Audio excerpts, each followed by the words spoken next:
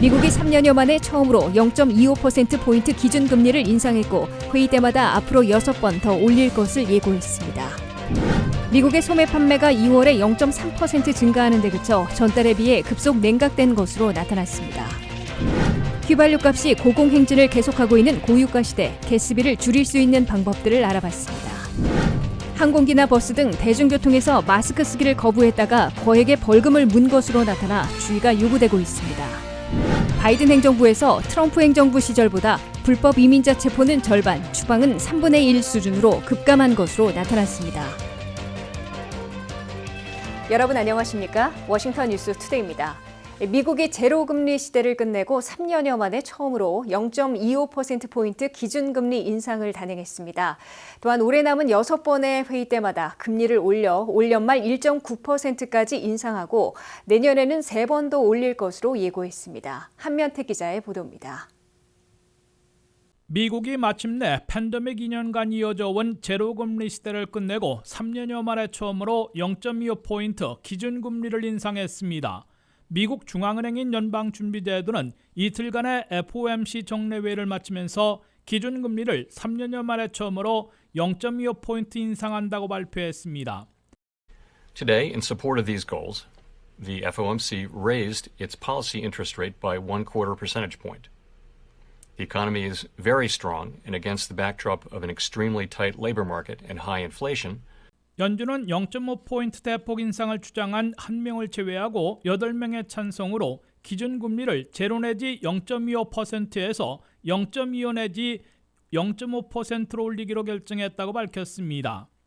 연준은 성명을 통해 광범위한 물가 상승 압력이 지속되는 데다가 우크라이나 전쟁으로 인플레이션이 더 악화될 위험이 높다고 지적하고 금리 인상이 적절하다고 설명했습니다.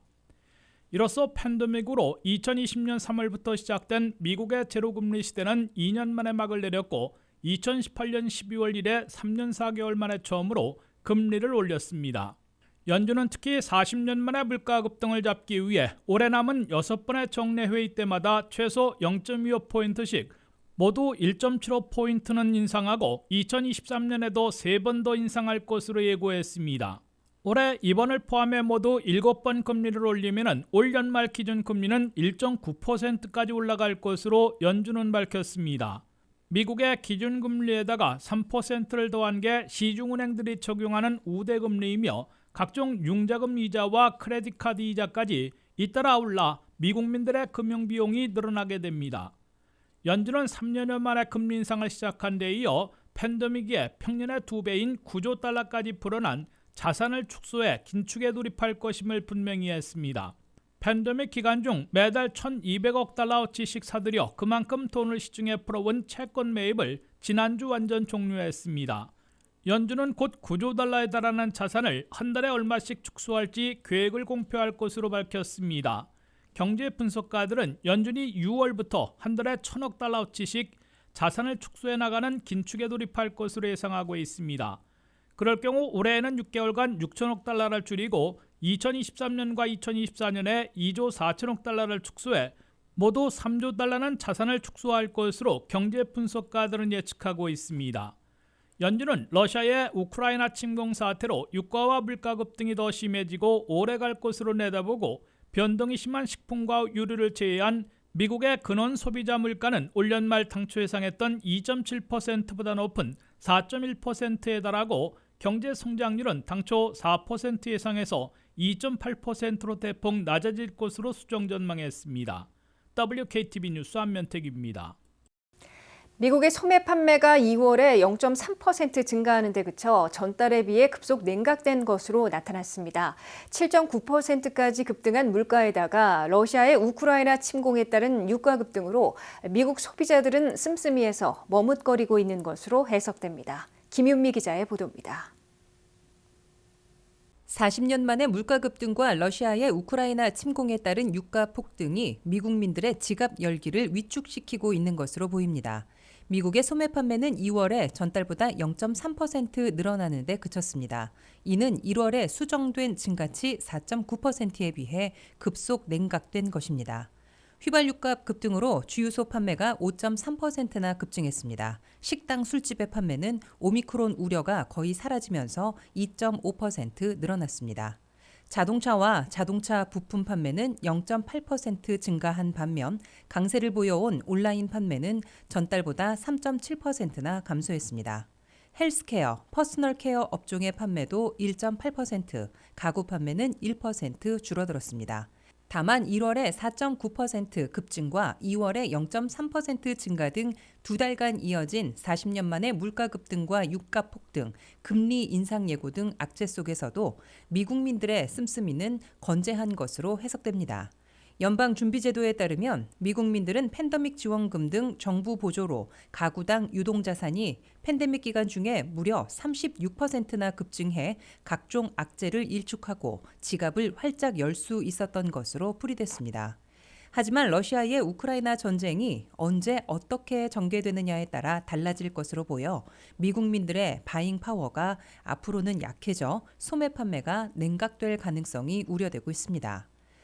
미국민들은 지난해 말부터 현재까지 1조 4천억 달러를 저축하고 있어 6.4%의 양호한 저축률을 보였지만 계속 저축한 돈을 쓰고 있는 상황이고 유가 급등과 금리 인상이 겹쳐 앞으로는 지갑 열기에 주춤할 것으로 예상되고 있습니다. 유가와 물가 급등, 금리 인상 등으로 미국민 소비 지출이 둔화되면 적어도 올 상반기에 미국 경제 성장률은 지난해 5.7%보다 절반 수준인 2%대로 떨어질 것으로 예고되고 있습니다. 전미 소매연맹은 올 한 해 소매 매출이 지난해 14% 증가보다 절반인 6~8% 늘어날 것으로 예측했습니다. 또한 소비자 물가의 고공행진이 당초 올 연말 2.6%로 잡힐 것으로 연준은 예측했었지만 제닛 옐런 재무장관은 7~8%대의 인플레이션이 올 한 해 내내 지속될 것으로 경고한 바 있습니다. WKTV 뉴스 김윤미입니다. 요즘 비싼 휘발유 값에 운전하기 겁난다는 분들 많습니다. 하지만 대중교통이 촘촘하지 않은 미국에서 걸어 다닐 수도 없는 노릇인데요. 이에 따라 가스값 줄이는 방법 고민하지 않을 수 없습니다. 전문가들은 주유소를 잘 선택하거나 과속만 하지 않아도 예년에 비할 수는 없겠지만 꽤 많은 돈을 아낄 수 있다고 합니다. 고유가 시대 기름값 절약할 수 있는 방법들을 알아봤습니다. 박남주 기자의 보도입니다. 휘발유 가격이 사상 최고치를 기록하고 있습니다. 전쟁 불확실성으로 언제 안정될지도 알 수 없습니다. 전미자동차협회 AAA에 따르면 전국 평균 휘발유 값은 갤런당 4달러 30센트로 한 달 전에 비해 80센트, 1년 전보다는 1달러 50센트 올랐습니다. 휘발유 값은 지역에 따라 다르지만 보통 서부와 북동부 지역이 더 높고 중서부와 남동부 지역은 낮습니다. 캘리포니아주의 휘발유 값은 평균 5달러 77센트로 가장 비싸고 캔자스와 오클라호마는 3달러 80센트로 가장 저렴합니다. 같은 주라도 휘발유 값이 크게 다를 수 있습니다. 기름값이 비싼 캘리포니아주는 그 차이가 더 명확합니다. 갤런당 5달러 90센트를 받는 주유소가 있는 반면 5달러 30센트만 청구하는 주유소도 있습니다.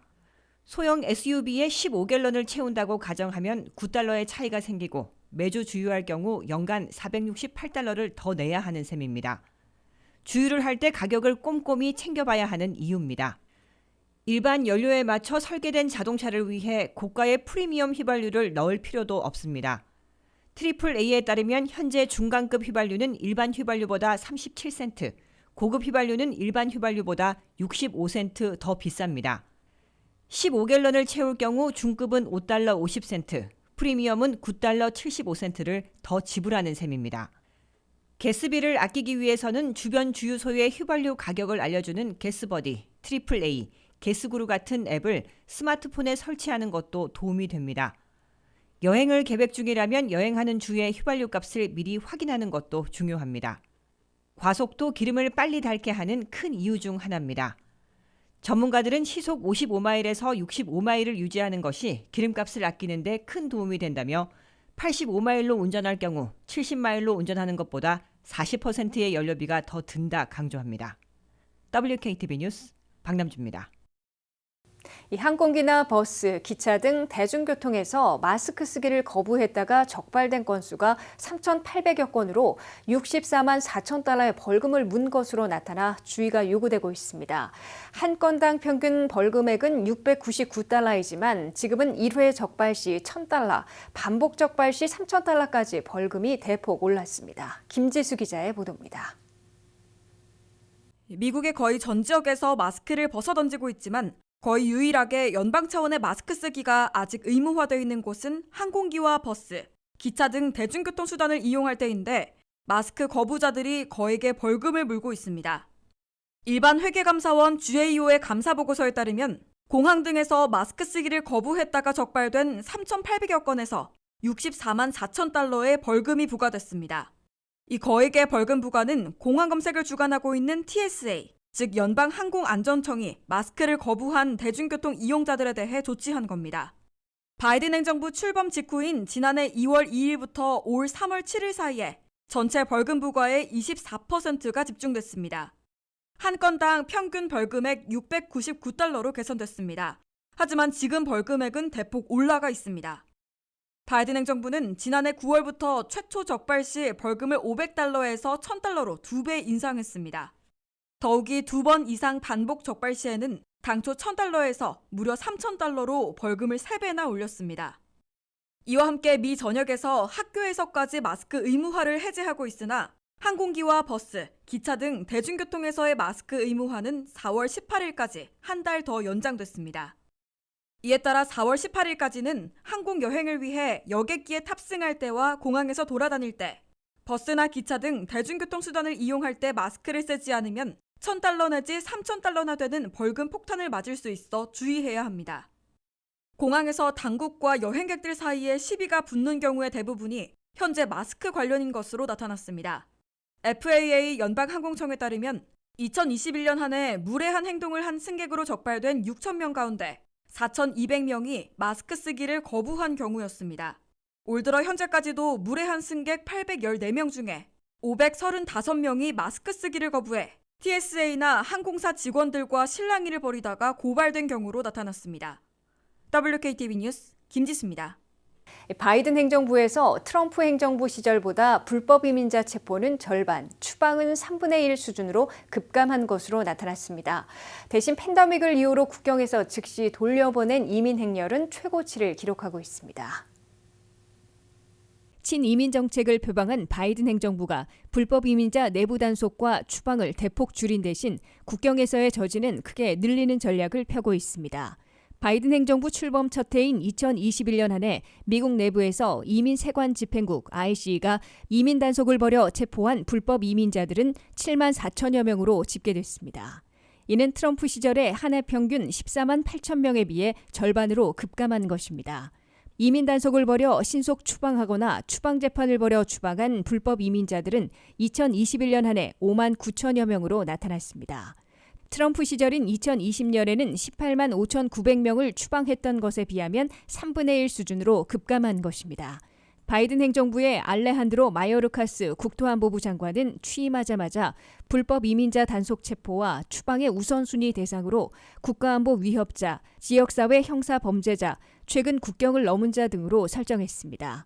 이에 따라 접경 지역이 아닌 미국 내부에서 대대적으로 전개했던 일터급습 불법 노동자 단속이나 지역 경찰과의 공조를 통한 불법 이민자 체포 등이 사실상 중단된 것으로 해석됩니다.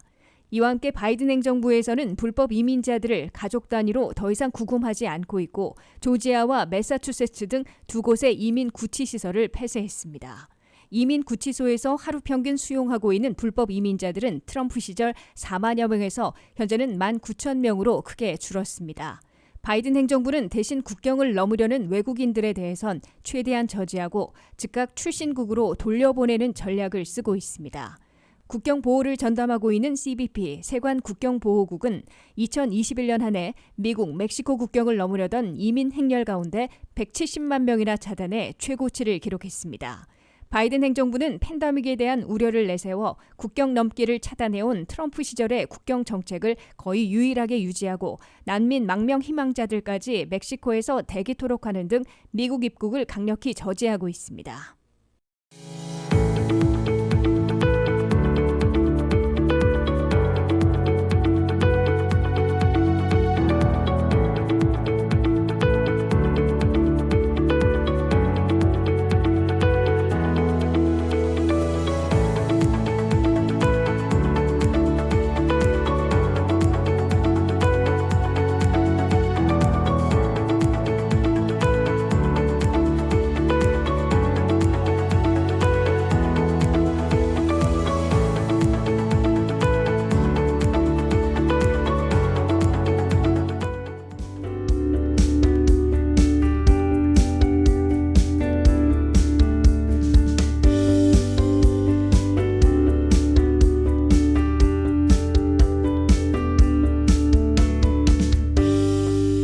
이상으로 워싱턴 뉴스투데이를 마치겠습니다. 시청해주신 여러분 고맙습니다.